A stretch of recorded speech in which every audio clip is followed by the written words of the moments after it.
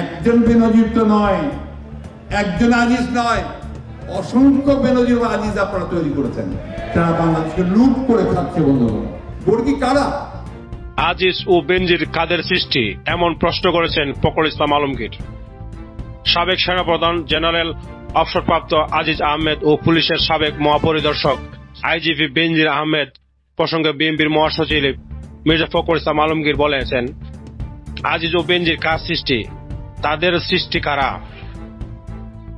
মির্জা ফখরুল ইসলাম বলেন, আজিজের অবস্থান কোথায় ছিল, কোথা থেকে কোথায় তাকে টেনে তোলা হয়েছে, এখন বেনজির আহমেদের হাজার হাজার অপকর্ম বের হচ্ছে, সবই লুটের ফিরিস্তি।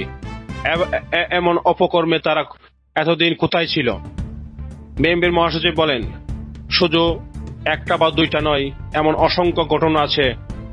সরকারের চারিদিকের তাকিয়ে দেখবেন শুধু দুর্নীতি ছাড়া কিছুই নেই। শুধু ঢাকা নয়, সারা দেশে একই চিত্র, প্রত্যেকটা উপজেলায় প্রত্যেকটা জেলার চিত্র একই।